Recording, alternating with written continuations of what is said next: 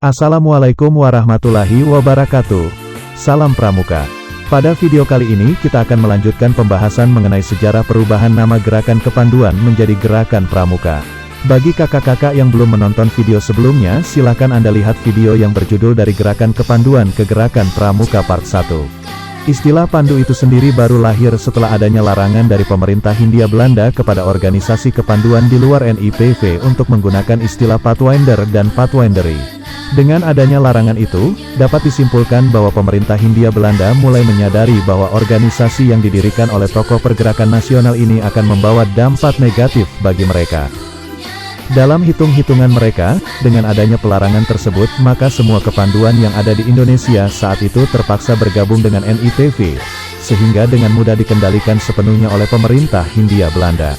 Namun apa mau dikatakan, pemikiran para tokoh pergerakan nasional kita tidak sesuai dengan hitung-hitungan mereka. Dengan adanya pelarangan itu, para tokoh pergerakan nasional justru melahirkan sebuah nama baru untuk organisasi mereka, yang sampai saat ini dikenal dengan nama Pandu yang menggambarkan sikap dan tindakan nasionalistik. Tidak sampai di situ. Dengan menggunakan nama Kepanduan, maka makin mantaplah semangat dan gerakan Kepanduan Nasional Indonesia yang menjadi bagian tak terpisahkan dari perjuangan besar bangsa Indonesia untuk merdeka dan lepas dari belenggu penjajah Belanda.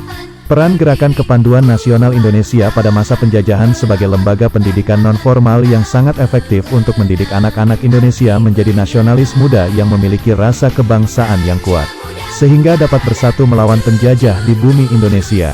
Saat ini banyak anggota Gerakan Pramuka yang lupa atau bahkan tidak memahami sejarah perjalanan perjuangan Gerakan Kepanduan Nasional Indonesia.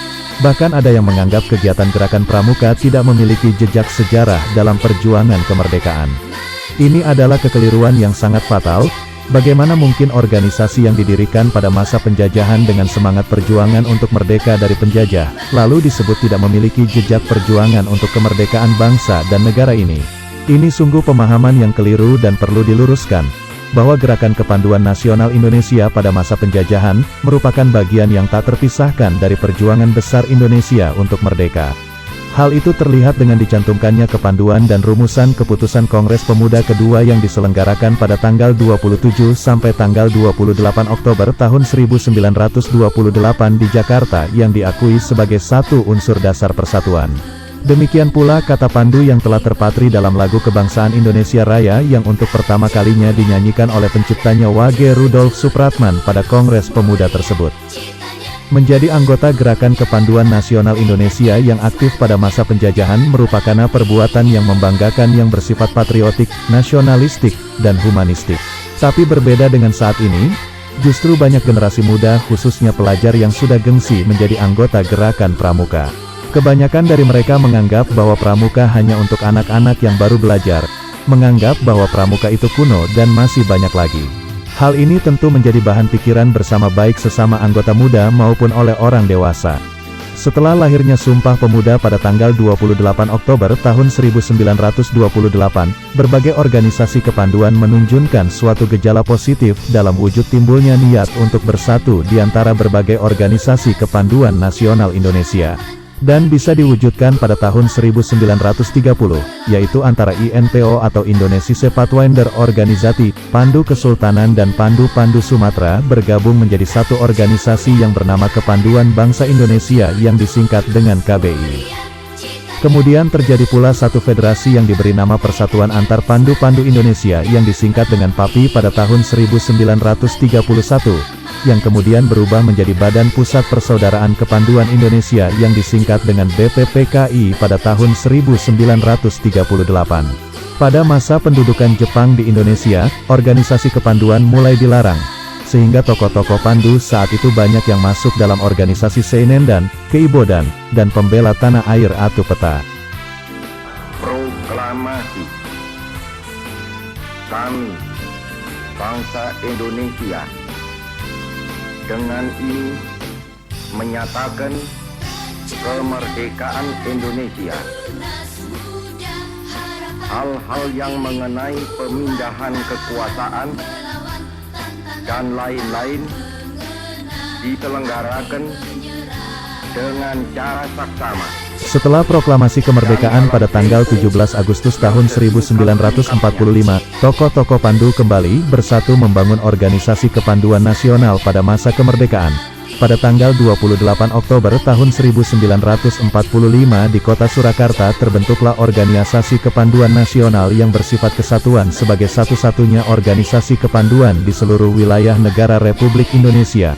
Organisasi kepanduan ini diberi nama Pandu Rakyat Indonesia atau PRI. Pandu Rakyat Indonesia sebagai satu-satunya organisasi kepanduan nasional yang sifat dan perannya menyatukan seluruh organisasi kepanduan nasional di wilayah negara Republik Indonesia, namun tidak berjalan lama. Setelah pengakuan kedaulatan Republik Indonesia oleh Belanda sejalan dengan perkembangannya alam liberalisme yang melanda bangsa Indonesia, maka lahir pula kemudian banyak organisasi kepanduan baik organisasi kepanduan lama yang pernah ada pada masa penjajahan maupun organisasi kepanduan yang baru. Pandu Rakyat Indonesia memang masih tetap hidup dan tegak, namun bukan lagi sebagai satu-satunya organisasi kepanduan nasional di wilayah negara Republik Indonesia. Di samping Pandu Rakyat Indonesia kembali lahir kepanduan seperti KBI atau Kepanduan Bangsa Indonesia, Hizbul Waton, Sarekat Islam Angkatan Pandu, Pandu Islam Indonesia, Pandu Kristen, Pandu Katolik, dan masih banyak lagi. Bahkan banyak dari kepanduan yang ada merupakan onderbu dari partai politik yang ada. Masa ini merupakan suatu keadaan yang menjadikan kepanduan di Indonesia pada masa kemerdekaan menjadi tidak sehat. Karena justru lewat wadah kepanduan, anak-anak Indonesia ikut terkotak-kotak, masing-masing kotak mengibarkan bendera partai politik yang membawahinya. Dalam hal ini, kepanduan sudah terlibat dalam politik praktis. Tentunya ini merupakan sesuatu yang bertentangan dengan sifat dan esensi kepanduan yang justru akan membangun anak warga negara yang sehat, bahagia, dan berguna. Dengan adanya kotak-kotak ini sudah tidak sesuai dengan isi Sumpah Pemuda yang diikrarkan pada tanggal 28 Oktober tahun 1928. Paham liberalisme yang melanda bangsa Indonesia saat itu ditandai dengan mulai menjamurnya organisasi kepanduan. Namun demikian, semangat untuk bersatu tetap tumbuh dan berkembang dalam diri pemimpin Pandu dari berbagai organisasi kepanduan. Dalam rangka menghimpun kembali rasa persatuan, maka pada tanggal 16 September tahun 1951 di Jakarta, didirikan Ikatan Pandu Indonesia yang disingkat dengan IPINDO, oleh wakil-wakil pengurus besar dan kuartir organisasi-organisasi kepanduan, seperti Pandu Rakyat Indonesia, Pandu Islam Indonesia, Perserikatan Pandu-Pandu, Pandu Katolik, Perserikatan Pandu Tionghoa, Surwa Wirawan, Hizbul Waton, Kepanduan Al-Irsyad, Kepanduan Angkatan Muda Islam, Pandu Ansor, Pandu Kristen Indonesia, Sarekat Islam Angkatan Pandu, dan Pandu Al-Wasilijah yang kemudian disahkan menjadi badan hukum dengan surat keputusan Kementerian Kehakiman nomor J.A.-Miting-33-6, tanggal 22 Februari tahun 1952.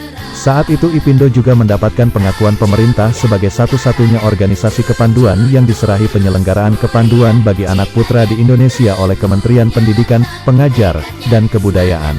Walaupun tidak semua organisasi ikut dalam IPINDO, namun dengan lahirnya IPINDO yang berbadan hukum telah memberi angin segar yang mendasari persatuan berbagai organisasi kepanduan di Indonesia.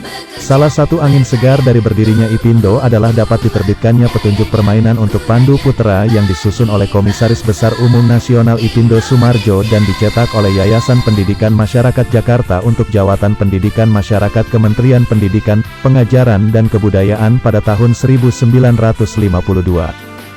Esensi isi petunjuk permainan tersebut adalah petunjuk bagi setiap pimpinan Pandu tentang bagaimana caranya dapat melakukan permainan kepanduan seperti yang dikehendaki oleh pendirinya Baden Powell, yaitu menarik minat anak-anak dengan sukarela menjadi Pandu. Namun pada kenyataannya, menjelang tahun 1961 organisasi kepanduan Indonesia terpecah-pecah menjadi lebih dari 100 organisasi kepanduan yang mengakibatkan organisasi kepanduan tersebut kurang efektif dan efisien.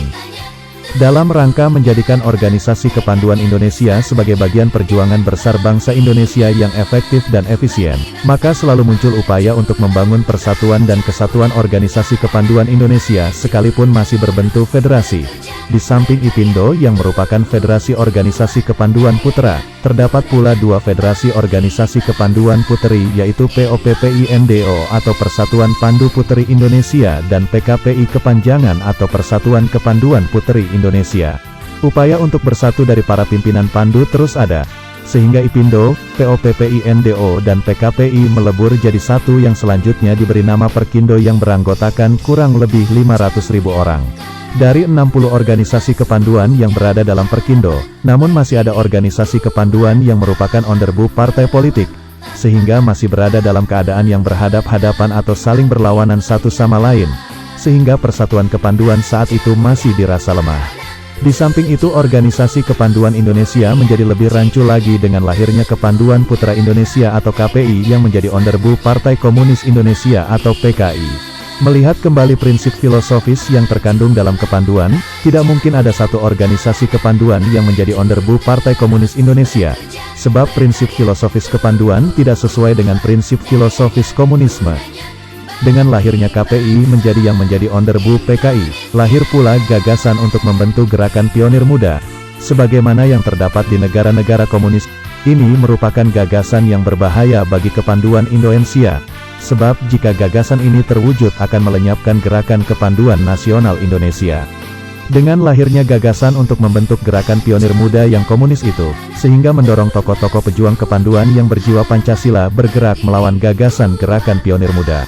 Awal dari keberhasilan gerakan tokoh-tokoh perjuangan kepanduan ini terwujud pada tanggal 9 Maret tahun 1961. Pada saat itu para pemimpin Pandu yang mewakili organisasi-organisasi kepanduan yang ada, yang dipimpin oleh Pandu Agung Indonesia Sri Sultan Hamengkubuwono IX, menghadap Bung Karno selaku Presiden Republik Indonesia, yang mengamanatkan agar semua organisasi kepanduan meleburkan diri menjadi satu wadah organisasi kepanduan nasional demi memperjuang kepentingan bangsa dan negara. Organisasi kepanduan nasional yang diamanatkan oleh Bung Karno itu adalah Kepanduan Nasional yang berdasarkan Pancasila, di mana kegiatannya disesuai dengan kebutuhan bangsa dan negara yang sedang membangun, mengisi kemerdekaan yang telah diproklamasikan pada tanggal 17 Agustus tahun 1945. Amanat Bung Karno selaku Presiden Republik Indonesia pada tanggal 6 Maret tahun 1961, kemudian ditindaklanjuti dengan Surat Keputusan Presiden Republik Indonesia Nomor 238 Tahun 1961, tanggal 20 Mei tahun 1961 tentang Gerakan Pramuka. Pada tanggal 14 Agustus tahun 1961 untuk pertama kalinya Gerakan Pramuka digelar secara nasional di Jakarta, dalam suatu upacara besar di depan Istana Merdeka di hadapan Bung Karno selaku Presiden Republik Indonesia. Pada upacara besar ini, negara menganugerahkan sebuah panji kepada Gerakan Pramuka, melalui Keputusan Presiden Republik Indonesia Nomor 448, Tahun 1961 tentang penganugerahan panji kepada Gerakan Pendidikan Kepanduan Praja Muda Karana. Setelah upacara penganugerahan panji dilakukan oleh Presiden Republik Indonesia, dilanjutkan dengan parade besar. Upacara dan parade besar ini diikuti oleh pramuka dari Jakarta dan kota-kota lain di luar Jakarta sebagai wakil dari seluruh pramuka di Indonesia. Terima kasih sudah menonton, semoga video ini bermanfaat bagi kita semua. Mohon maaf jika ada kesalahan dalam pembahasan, dan mohon diluruskan dengan memberikan saran dan masukan di kolom komentar. Salam Pramuka.